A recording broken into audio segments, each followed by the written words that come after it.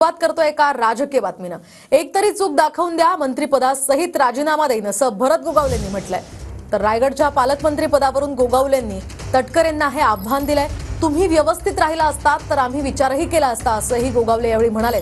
तर तुम्ही असलियत दाखवली, आता आमची असलियत बघा असा सुद्धा इशारा गोगावलेंनी दिलाय।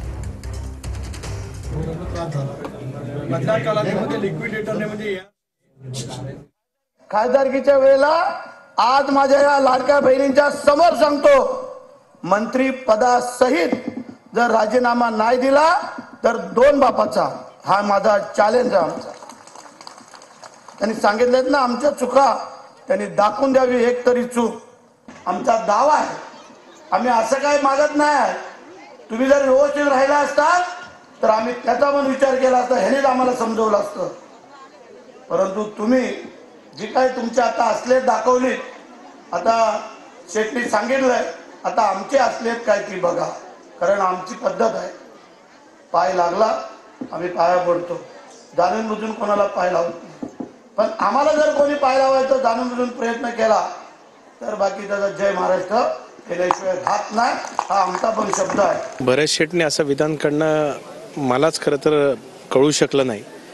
आपण म्हटलं तसं बल्लाळेश्वर मंदिरामध्ये येण्याची त्यांनी हे केली। माझी अनिकेत तटकरे म्हणून तयारी आहे। दक्षिण काशी म्हणून ओळखल्या जाणाऱ्या हरिहरेश्वर मंदिरात सुद्धा माझी येण्याची तयारी आहे।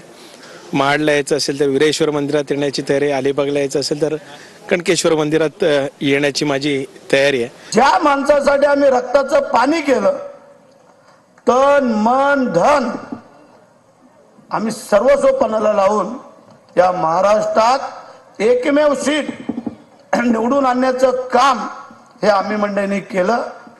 आणि ते जर विसरत असतील त्याच्यापेक्षा दुसरं काय असू शकतं। कणकेश्वरच्या मंदिराची आख्यायिका अजून त्या लोकांना माहिती नसेल,